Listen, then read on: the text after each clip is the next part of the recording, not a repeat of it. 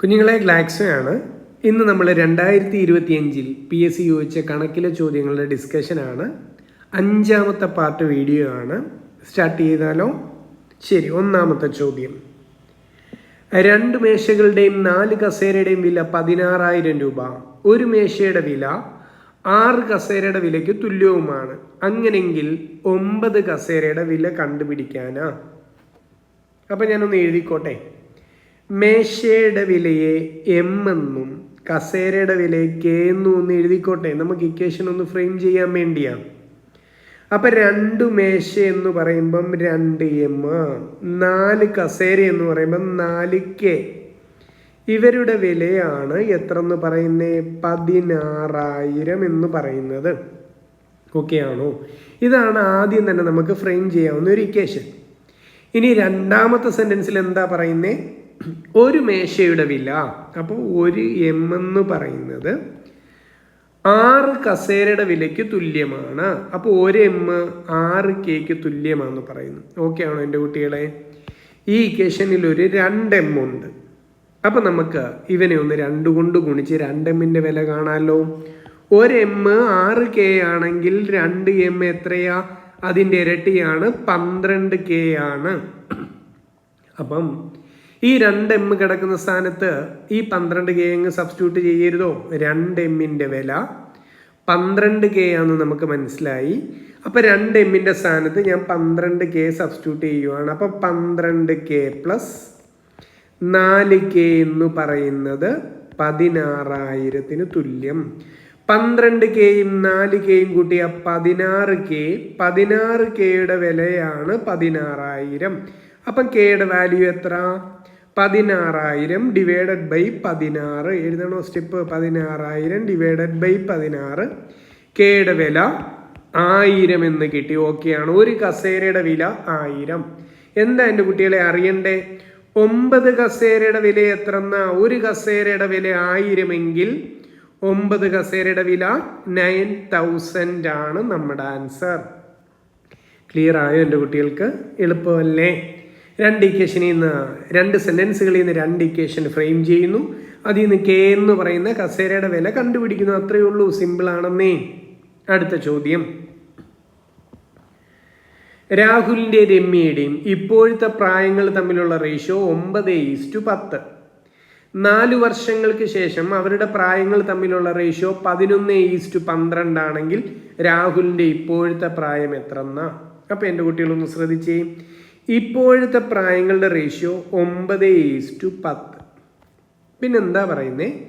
അപ്പം ഇതാരുടെയൊക്കെയാ? രാഹുല്, രമ്യ. ശരി, ഇപ്പോഴത്തെ പ്രായങ്ങളുടെ റേഷ്യോ എഴുതി വെച്ചിരിക്കുന്നത്. ആ റേഷ്യോ എത്രയായി മാറി? 11:12 മാറി. എൻ്റെ കുട്ടികൾ ചേഞ്ച് ഒന്ന് നോട്ട് ചെയ്തേ. എന്ത് ചേഞ്ചാ? 2 ഒരേ ചേഞ്ചാ അല്ലേ? 9:11 എന്ന് പറഞ്ഞാലും 10:12 എന്നും പറഞ്ഞാലും 2 റേഷ്യോ കൂടുകയാ ചെയ്തത്. ഇതിൻ്റെ റീസൺ എന്താ? 4 വർഷം കഴിഞ്ഞത് കൊണ്ടാ. ഓക്കെ ആണോ? ക്ലിയർ ആയോ? അപ്പം നമുക്ക് എഴുതി വെക്കരുതോ? 2 റേഷ്യോയുടെ വിലയാണ് 4 വർഷം എന്നത്, ഇല്ലെങ്കിൽ 4 വയസ്സ് കൂടുക എന്നത്. എന്താ അറിയണ്ടേ?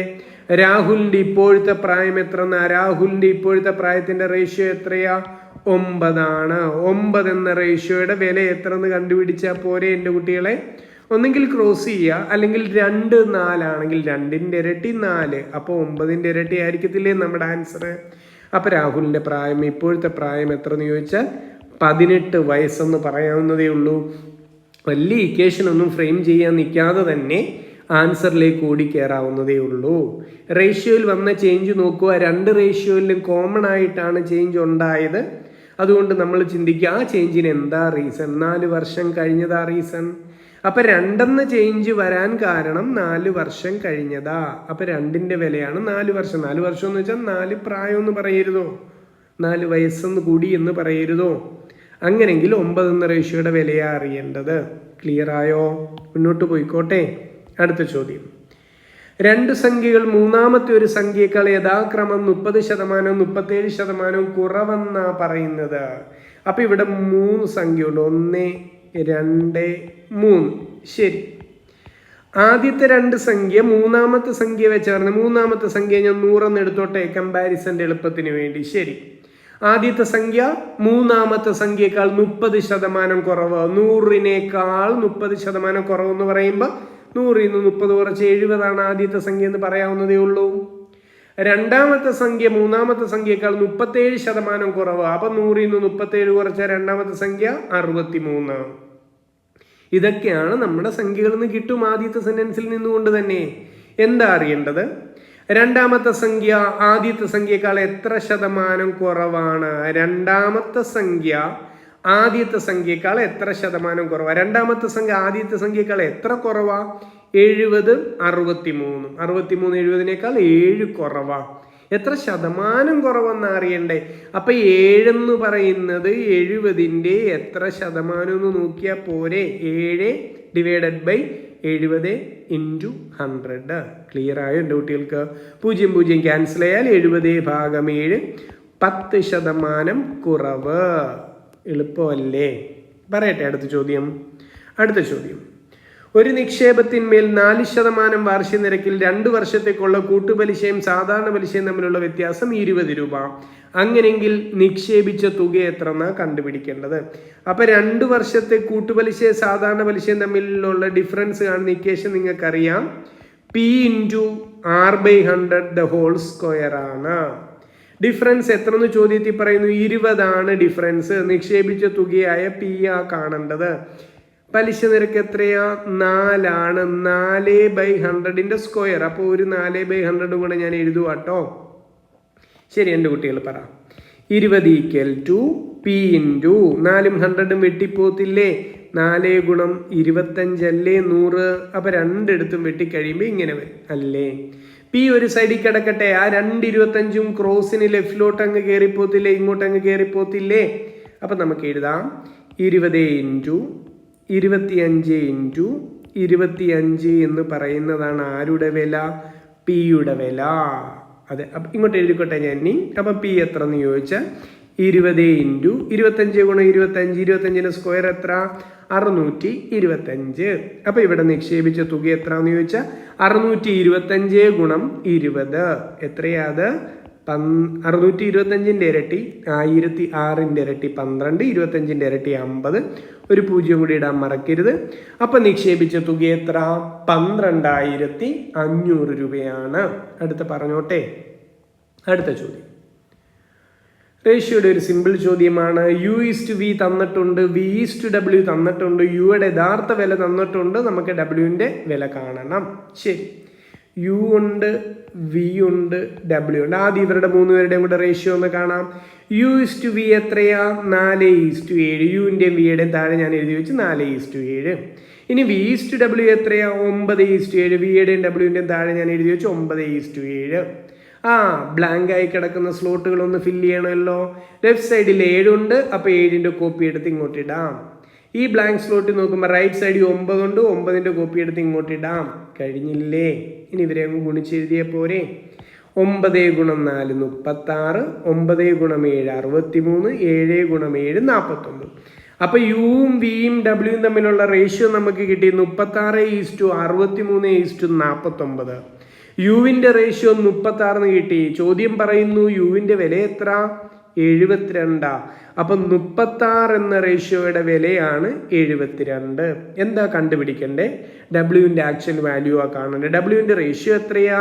49. 36 72 എങ്കിൽ 49-ന്റെ വില എത്ര എന്ന് കണ്ടുപിടിച്ചാൽ പോരായോ? ഒന്നെങ്കിൽ ക്രോസ് ചെയ്യുക, അല്ലെങ്കിൽ നേരത്തെ പറഞ്ഞ പോലെ ചിന്തിച്ചാൽ മതി. 36-ന്റെ ഇരട്ടിയായ 72, 49-ന്റെ ഇരട്ടി എടുത്ത് എഴുതി വെച്ചാൽ പോരെ. അപ്പം ഡബ്ല്യുവിന്റെ വില എത്ര എൻ്റെ കുട്ടികളെ? 49-ന്റെ ഇരട്ടി 98 ആണ് ഈ ചോദ്യത്തിൽ ഡബ്ല്യുവിന്റെ വില. ക്ലിയർ ആയോ? മുന്നോട്ട് പോട്ടെ. അടുത്ത ചോദ്യം. ഒരു മനുഷ്യൻ വാഹനത്തിൽ 60 km/h വേഗതയിൽ സഞ്ചരിക്കുന്നു. അയാൾ അതേ വഴിയിലൂടെ തിരികെ മടങ്ങി വന്നത് 48 km/h വേഗതയിലാണ്. അയാളുടെ ശരാശരി വേഗത കണ്ടുപിടിക്കണം. അയാൾ സഞ്ചരിച്ചത് തുല്യ ദൂരങ്ങളാണ്. അപ്പൊ ആവറേജ് സ്പീഡ് കാണാൻ ഷോർട്ട് കട്ട് ഇക്വേഷൻ യൂസ് ചെയ്യാവുന്നതേ ഉള്ളൂ. ഇക്വേഷൻ എന്താ? 2 വേഗതയെ x എന്നും y എന്നും റെപ്രസെന്റ് ചെയ്താൽ ഇക്വേഷൻ 2xy / x + y ആണ്. സബ്സ്റ്റിറ്റ്യൂട്ട് ചെയ്തോട്ടെ. 2 × 60 ഇൻറ്റു 48 ഡിവൈഡഡ് ബൈ 60 48 കൂട്ടിയാൽ എത്രയാ? 108 ആണ്. ഇനി വെട്ടിക്കളഞ്ഞാലോ? 12 വെച്ച് വെട്ടരുതോ? 48നെ 108നെ 12 വെച്ച് വെട്ടാൻ പോവാ ഞാൻ. 2 ഇൻറ്റു 60 ഇൻറ്റു 48നെ 12 കൊണ്ട് ഹരിച്ചാൽ 4 ആണ്. 108നെ 12 കൊണ്ട് ഹരിച്ചാൽ 9 ആണ്. 12 ഗുണം 9 അല്ലേ 108. ഇനി എത്ര വെച്ച് വെട്ടാം? 3 വെച്ച് വെട്ടരുതോ? 60നെ 3 വെച്ച് വെട്ടിയാൽ എത്ര? 20. 9നെ 3 വെച്ച് വെട്ടിയാൽ എത്ര? 3. അപ്പം എത്രയാ വരുന്നേ? 2 ഇൻറ്റു 20 40. 40 ഗുണം 4 160 ഭാഗം 3 എന്ന് വന്നു അല്ലേ? ഹരിച്ചു നോക്കട്ടെ. 160നെ 3 കൊണ്ട് ഹരിച്ചാൽ 5 ഗുണം 3 15. ശിഷ്ടം 1 0. 3 ഗുണം 3 9. ശിഷ്ടം 1. അപ്പം നമുക്ക് ആവറേജ് സ്പീഡ് കിട്ടുകയാണ്. ആവറേജ് സ്പീഡ് എത്ര എന്ന് ചോദിച്ചാൽ 53 ആൻഡ് 1/3 km/h നമ്മുടെ ആൻസർ, ഫൈനൽ ആൻസർ. ക്ലിയർ ആണോ എൻ്റെ കുട്ടികളെ? ഷോർട്ട് കട്ട് ഇക്വേഷൻ അവൈലബിൾ ആണ്. അതിലോട്ടുള്ള സബ്സ്റ്റിറ്റ്യൂഷൻ മാത്രമേ ഉള്ളൂ. നിങ്ങളെ ബുദ്ധിമുട്ടിക്കുന്ന ഒരു കാര്യവും ഇല്ല. അടുത്ത പറയട്ടെ. ആദ്യത്തെ വൃത്തത്തിൻ്റെ ആരം 1 സെൻറ്റിമീറ്റർ, രണ്ടാമത്തെ ആരം 1/2 സെൻറ്റിമീറ്റർ, മൂന്നാമത്തെ ആരം 1/4 സെൻറ്റിമീറ്റർ എന്നിങ്ങനെ അനന്തമായി നീളുന്നു. ഇൻഫൈനൈറ്റ് ആയിട്ട് അതങ്ങനെ പോവാം. ആ വാക്കിന് ഇമ്പോർട്ടൻസ് കൊടുക്കണം. ഇവരുടെ എല്ലാവരുടെയും കൂടെ വിസ്തീർണങ്ങളുടെ തുകയാ, ഇവന്മാരുടെ എല്ലാവരുടെയും കൂടെ ഏരിയയുടെ സമ്മ ചോദിച്ചിരിക്കുന്നത്. ആദ്യത്തെ ആളുടെ ഏരിയ πr² ആണെന്ന് നിങ്ങൾക്കറിയാം. R1 എന്ന് ഇട്ടോട്ടെ ആദ്യത്തെ ആളെ തിരിച്ചറിയാൻ. അടുത്ത ആള് πr2². അടുത്തത് πr3². ഇങ്ങനെ എഴുതാവുന്ന ഇങ്ങനെ അങ്ങ് പോവാന്ന് പറയുന്നു, എടുത്തു പറയുന്നു ആ പോയിന്റ്. ശരി, എല്ലാത്തിൽ നിന്നും പയ്യെ കോമൺ എടുത്താൽ r1² plus r2² plus r3². ഇങ്ങനെയാണ് ആ സീരീസ് പോകുന്നത് അല്ലേ എൻ്റെ കുട്ടികളെ? ശരി, ഇനി വിലയൊന്ന് സബ്സ്റ്റിറ്റ്യൂട്ട് ചെയ്താലോ? ആദ്യത്തെ ആളുടെ റേഡിയസ് 1 ആണെന്ന് പറയുന്നുണ്ട്. അപ്പോൾ 1ന്റെ സ്ക്വയർ 1 തന്നെ. അടുത്ത ആളുടെ റേഡിയസ് 1/2 ആ. 1/2ന്റെ സ്ക്വയർ 1/4 ആണ്. അടുത്ത ആളുടെ റേഡിയസ് 1/4, അതിൻ്റെ സ്ക്വയർ 1/16. ഇങ്ങനെയാണ് പോകുന്നത്. ഇനി എൻ്റെ കുട്ടികളൊന്ന് ശ്രദ്ധിച്ചേ. ആ ബ്രാക്കറ്റിൽ കിടക്കുന്നത് GP അല്ലേ? സമഗുണിത ശ്രേണിയല്ലേ? ഇൻഫൈനൈറ്റ് GP ആണ്. അനന്ത സമഗുണിത ശ്രേണി, അവസാനിക്കാതെ മുന്നോട്ട് പോവാം. ആ GPയുടെ ആദ്യ പദം എത്രയാ? 1 ആണ്. കോമൺ റേഷ്യോ, പൊതു ഘടകം എത്രയാ? ഏത് സംഖ്യ കൊണ്ട് ഗുണിച്ച് അവർ മുന്നോട്ട് പോകുന്നത്? 1നെ 1/4 കൊണ്ട് ഗുണിച്ചപ്പോൾ 1/4, 1/4നെ വീണ്ടും 1/4 കൊണ്ട് ഗുണിച്ചപ്പോഴാണ് 1/16. അപ്പം റേഷ്യോ എത്രയാ? 1/4 ആണെന്ന് കിട്ടി. ഞാൻ ചോദിക്കട്ടെ, ഒരു അനന്ത സമഗുണിത ശ്രേണിയുടെ സമ്മ് കാണുന്ന ഇക്വേഷൻ പറ. A/1 - R ആണ്. അപ്പം ഞാനൊന്ന് കണ്ടോട്ടെ. A1 ആണ്, 1 - 1/4. അപ്പം എത്രയാണ് കിട്ടുന്നേ? 1/3/4 എന്ന് വരത്തില്ലേ? 1/3/4 എന്ന് വെച്ചാൽ 4/3 ആ. ഓക്കെ ആണോ? 1/3 സ്ഥലമില്ലാത്തതുകൊണ്ട് അങ്ങോട്ട് എഴുതാത്ത കേട്ടോ, ഇങ്ങോട്ട് അങ്ങ് എഴുതിക്കോട്ടെ. അപ്പം π ഇൻറ്റു 1/3/4 എന്ന് വെച്ചാൽ അല്ലെങ്കിൽ തിരിച്ചിട്ടാൽ പോരെ 4/3. അപ്പം നമ്മുടെ ആൻസർ എത്രയാ? 4π/3 സെൻറ്റിമീറ്റർ സ്ക്വയർ ആണ് ഇവരുടെ ഏരിയാസ് എല്ലാം കൂടെ കൂട്ടി വെച്ചാൽ നമുക്ക് കിട്ടുന്നത്. ഓക്കെ ആണോ കുഞ്ഞുങ്ങളെ? GPയുടെ ഒരു ആപ്ലിക്കേഷൻ ചോദ്യമാണ്. അനന്തമായി നീളുന്നു എന്നൊരൊറ്റ വാക്കിലാണ് ആ ചോദ്യത്തിൻ്റെ കോർ പോയിന്റ് ഇരിക്കുന്നത്. പയ്യെ കോമണിങ്ങി മാറ്റിക്കഴിഞ്ഞാൽ ബാക്കി ആ ബ്രാക്കറ്റിനകത്ത് കിടക്കുന്ന GP ആണെന്ന് എൻ്റെ കുട്ടികൾ തിരിച്ചറിയണം. ആ GPയുടെ ആദ്യ പദം 1 ആണെന്നും കോമൺ റേഷ്യോ 1/4 ആണെന്ന് തിരിച്ചറിഞ്ഞാൽ ബാക്കി കാര്യങ്ങൾ ഓക്കെയാ. അവിടെ ഒരു ഇക്വേഷൻ പഠിക്കേണ്ടതുണ്ട്. എന്താ? ഒരു അനന്ത സമഗുണിത ശ്രേണിയുടെ തുക കാണുന്ന ഇക്വേഷൻ എന്താ? A/1 - R ആണ്. A ആദ്യ പദം, R കോമൺ റേഷ്യോ. അതിലോട്ട് സബ്സ്റ്റിറ്റ്യൂട്ട് ചെയ്യുമ്പോഴാണ് 1/1 - 1/4. 1ന്ന് 4 കുറച്ചാൽ 3/4. അപ്പം 1/3/4 എന്ന് എഴുതാം. അതിനെ തിരിച്ചിട്ടാൽ 4/3. അവിടെ പൈ ഉണ്ട്, അപ്പോൾ അവിടെ കൊണ്ടുപോയി സമ്മ് കണ്ടുപിടിച്ച് വെക്കാം. 4π/3.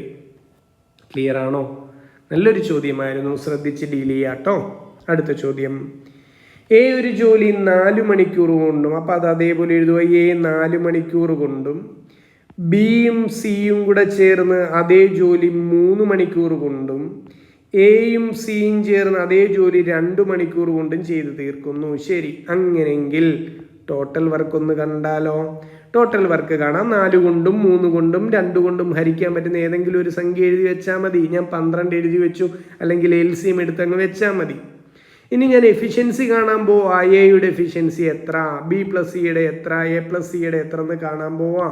എയുടെ എഫിഷ്യൻസി കാണാൻ 12/4, എയുടെ എഫിഷ്യൻസി 3 ആണ്. ബി പ്ലസ് സിയുടെ എഫിഷ്യൻസി കാണാൻ 12/3 4 ആണ്. ദെൻ എ പ്ലസ് സിയുടെ എഫിഷ്യൻസി കാണാൻ 12/2 6 ആണ്. ഇത്രയും ഓക്കെ ആണോ? നമുക്ക് ബിയുടെ മാത്രം കഥ അറിഞ്ഞാൽ മതി. അപ്പം ബിയുടെ മാത്രം എഫിഷ്യൻസി കിട്ടണം. എയുടെ എഫിഷ്യൻസി 3 ആണ് അല്ലേ? എ പ്ലസ് സിയുടെ എഫിഷ്യൻസി 6 പറയുന്നുണ്ടല്ലോ. അപ്പം ഈ എയുടെ വിലയായി 3 അങ്ങോട്ട് ഇട്ട് കൊടുത്താൽ 3 + സി ആണ് 6. അപ്പോൾ സിയുടെ എഫിഷ്യൻസി എത്ര എന്ന് ചോദിച്ചാൽ 6 - 3 3 എന്ന് കിട്ടും. എയുടെ എഫിഷ്യൻസി 3, സിയുടെ എഫിഷ്യൻസി 3. ഇനി രണ്ടാമത്തെ ഇക്വേഷനിൽ നിന്ന് നമുക്കറിയാം ബി പ്ലസ് സിയുടെ എഫിഷ്യൻസി 4 ആണ്. സി 3 ഇവിടെ കിട്ടിയല്ലോ നമുക്കല്ലേ? ബി പ്ലസ് 3 ആണ് 4. അപ്പം ബിയുടെ എഫിഷ്യൻസി എത്ര? 4 - 3 1 ആണ് ബിയുടെ എഫിഷ്യൻസി. ഇത്രയും ക്ലിയർ ആയോ? ബി എന്ന് പറയുന്ന ആളുടെ ഒരു ദിവസം ചെയ്യുന്ന ജോലി 1 ആണ്. നമുക്കറിയേണ്ടത് ബി എത്ര ദിവസം കൊണ്ട് മൊത്തം ജോലിയും തീർക്കുന്നു. ആകെ 12 ജോലി തീർക്കേണ്ട ആളാണ്. എഫിഷ്യൻസി 1. അപ്പം ബിക്ക് എത്ര ദിവസം എടുക്കുമെന്ന് ചോദിച്ചാൽ 12 ദിവസം കൊണ്ടായിരിക്കും ബി ആ ജോലി മുഴുവൻ ചെയ്ത് തീർക്കുന്നത്. ക്ലിയർ ആയോ? നല്ലൊരു ചോദ്യമായിരുന്നു അതും. അടുത്തതിലേക്ക് പോയാലോ?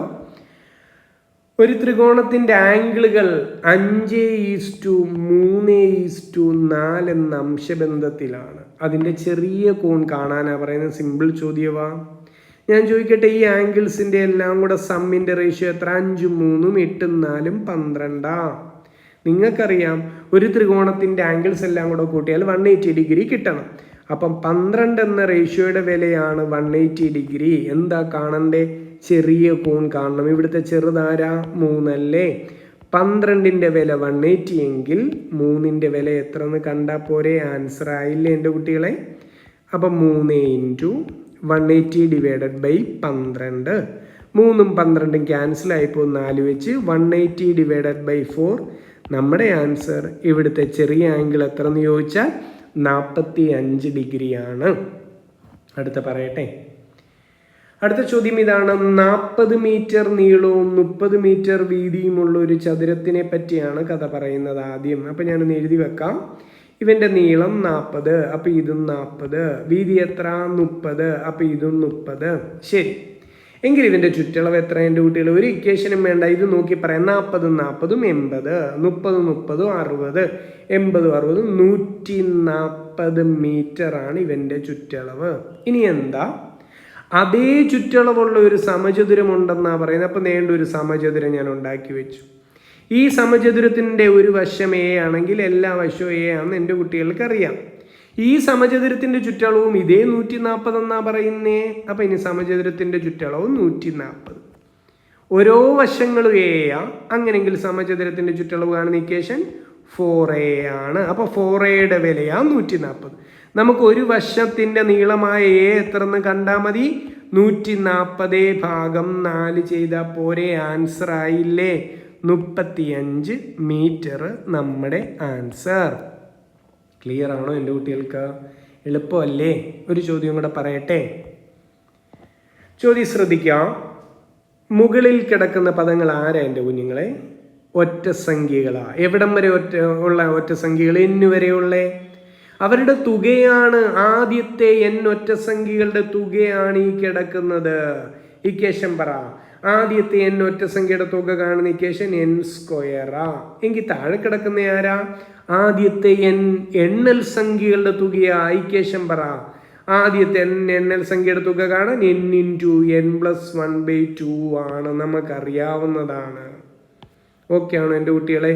ഇത് ആർക്ക് തുല്യം എന്നാ പറയുന്നത്? 12/7 തുല്യം. ശരി, ക്യാൻസലേഷൻ ശ്രദ്ധിക്ക്, ഒരു എണ്ണ് കയറി ഒരു എണ്ണിനെ വെട്ടിക്കളയും അല്ലേ, ഈ രണ്ടങ്ങ് കറങ്ങി മേളിപ്പോത്തില്ലേ. അപ്പം ഇതിനെ ഒന്ന് റീഅറേഞ്ച് ചെയ്ത് എഴുതിയാൽ 2n ഡിവൈഡഡ് ബൈ n+1 എത്രന് തുല്യം എന്ന് പറയാം? 12/7 തുല്യം. ഇനി എന്താ, ക്രോസ് മൾട്ടിപ്ലിക്കേഷൻ അല്ലേ ഉള്ളൂ. 7 ഇങ്ങോട്ടും ഗുണിച്ച് കയറും, ഇവൻ ഇങ്ങോട്ടും ഗുണിച്ച് കയറും. പറയേണ്ട കുട്ടികൾ, 7 × 2n എന്ന് പറയുന്നത് 12 × n+1. ബ്രാക്കറ്റ് ഒന്ന് ഓപ്പൺ ചെയ്തേ. 14n എന്ന് പറയുന്നത് 12n+12 എന്ന് കിട്ടി. 14n നിന്ന് 12n കുറയ്ക്കുന്നു. 12n ഇപ്പുറത്തോട്ട് വരുമ്പോൾ -12n ആയി. അതാണ് 12. ഞാൻ ലെഫ്റ്റ് സൈഡിലോട്ട് എഴുതിക്കോട്ടെ. 14n നിന്ന് 12n കുറച്ച 2n, 2n വിലയാ 12. അപ്പൊ n എത്ര? 12/2. n വില 6. ഓക്കെ ആയോ കുഞ്ഞുങ്ങളെ? എളുപ്പമല്ലേ? നമ്മുടെ കയ്യിൽ ഓൾറെഡി ഉള്ള ഒരു ഇക്വേഷനെ റീഅറേഞ്ച് ചെയ്യുന്നു എന്നല്ലാതെ വേറൊന്നും അവിടെ ഇല്ല. ശരി, അടുത്ത ചോദ്യം. 2018 ജനുവരി 1 തിങ്കളാണെങ്കിൽ 2022 ജനുവരി 1 ഏത് ദിവസമെന്ന്? അപ്പം എൻ്റെ കുട്ടികൾ നോക്കിയേ, 2018 തൊട്ട് 2022 വരെ എത്ര വർഷങ്ങളുണ്ട്? 4 വർഷത്തെ ഗ്യാപ്പാ. ഇനി നോക്കേണ്ടത് ഇതിൻ്റെ ഇടയിൽ എത്ര ലീപ്പ് ഇയർ വരുമെന്നാണ്. ഇതിൻ്റെ ഇടയിൽ ഒരൊറ്റ ലീപ്പ് ഇയർ അല്ലേ ഉള്ളൂ, 2020 എന്ന ലീപ്പ് ഇയർ. അപ്പം ടോട്ടൽ കൗണ്ട് എത്ര? 4 1 5 ടോട്ടൽ കൗണ്ട്. ഇനി ഒന്നുമില്ല, തന്നിരിക്കുന്ന ദിവസമായ തിങ്കളാഴ്ചയുടെ കൂടെ 5 ദിവസങ്ങൾ കൂട്ടിവെക്കുന്നു. തിങ്കളുടെ കൂടെ 5 ദിവസം കൂട്ടിവെച്ചാൽ എത്ര? ശനിയാണ്. ചൊവ്വ, ബുധൻ, വ്യാഴം, വെള്ളി, ശനി. നമ്മുടെ ആൻസർ സാറ്റർഡേ ആണ്. ഓക്കെ അല്ലേ? ശരി, ഒരു ചോദ്യം കൂടെ. മനുവിന് വിനുവിനേക്കാൾ 10 വയസ്സ് കൂടുതൽ. അപ്പം മനുവിനെ എം എന്നും വിനുവിൻ്റെ ഇപ്പോഴത്തെ പ്രായത്തിന് വി എന്നും എടുക്കാം. 10 വയസ്സ് കൂടുതൽ. അപ്പം ആദ്യം ഇങ്ങനെ എഴുതി വെക്കാലോ, മനുവിൻ്റെ പ്രായം വിനുവിനേക്കാൾ 10 വയസ്സ് കൂടുതൽ. ഇനി രണ്ടാമത്തെ സെന്റൻസ് എന്താ? അടുത്ത വർഷം. അടുത്ത വർഷം എന്ന് വെച്ചാൽ 1 വയസ്സ് മനുവിന് കൂടി, വിനുവിനും 1 വയസ്സ് കൂടി. അടുത്ത വർഷം എന്ത് സംഭവിക്കും? മനുവിൻ്റെ പ്രായം വിനുവിൻ്റെ പ്രായത്തിൻ്റെ 2 മടങ്ങാകും. മനുവിൻ്റെ പ്രായം m+1, വിനുവിൻ്റെ പ്രായം v+1. അപ്പം വിനുവിൻ്റെ പ്രായത്തിൻ്റെ 2 മടങ്ങെന്നാ പറയുന്നേ. ഇക്വേഷനെ ഒന്ന് റീഅറേഞ്ച് ചെയ്താൽ m+1 എന്ന് പറയുന്നത് 2v+2 എന്ന് കിട്ടും. ഇത്രയും ഓക്കെ ആണോ? ഞാൻ ചോദിക്കട്ടെ, എമ്മിൻ്റെ വില ഇവിടെ ഉണ്ടല്ലോ. എം എത്ര? v+10. അത് എടുത്തുകൊണ്ട് വന്ന് എമ്മിൻ്റെ സ്ഥാനത്ത് അങ്ങ് ഇട്ടേക്കട്ടെ. ശരി, പറയൂ. അപ്പം v+10+1 എന്ന് പറയുന്നത് 2v+2 സംഖ്യകളെല്ലാം ഒരു സൈഡിൽ വരട്ടെ. 10 1 11, അപ്പുറത്ത് കിടക്കുന്ന 2 ഇപ്പുറത്ത് വരുമ്പോൾ -2 ആയി. ഇനി വലതുവശത്ത് 2v ഉണ്ട്, ലെഫ്റ്റ് സൈഡിലെ v ഇപ്പുറത്ത് വരുമ്പോൾ -v ആയി. അപ്പം 11 നിന്ന് 2 പോയാൽ 9 വിയുടെ വില. എന്ന് പറഞ്ഞാൽ എന്താ? വിനുവിൻ്റെ പ്രായം 9 വയസ്സെന്ന് കിട്ടി. നമുക്ക് വിനുവിൻ്റെ പ്രായമല്ലല്ലോ, മനുവിൻ്റെ പ്രായമല്ലേ കാണണ്ടേ. അവർ തമ്മിലുള്ള റിലേഷൻ എന്താ? മനുവിൻ്റെ ഇപ്പോഴത്തെ പ്രായം വിനുവിനേക്കാൾ 10 വയസ്സ് കൂടുതലാ. മനുവിൻ്റെ ഇപ്പോഴത്തെ പ്രായം വിനുവിനേക്കാൾ 10 വയസ്സ് കൂടുതൽ. അപ്പം മനുവിൻ്റെ പ്രായം എത്ര എന്ന് ചോദിച്ചാൽ വിനുവിന് ഇപ്പോൾ 9 വയസ്സാണ്. 9 + 10 19 വയസ്സാണ് മനുവിൻ്റെ ഇപ്പോഴത്തെ പ്രായം. ക്ലിയർ ആയോ എൻ്റെ കുട്ടികൾക്ക്? ഒരു ചോദ്യം കൂടെ പറഞ്ഞ് നമുക്ക് നിർത്തിയാലോ? അടുത്ത ചോദ്യം. 2 ഒറ്റസംഖ്യകളുണ്ട്. ഞാൻ x എന്നും y എന്നും എടുത്തോട്ടെ. ഇവന്മാരുടെ ഗുണനഫലമാണ് 621. അപ്പോൾ x × y ആണ് 621.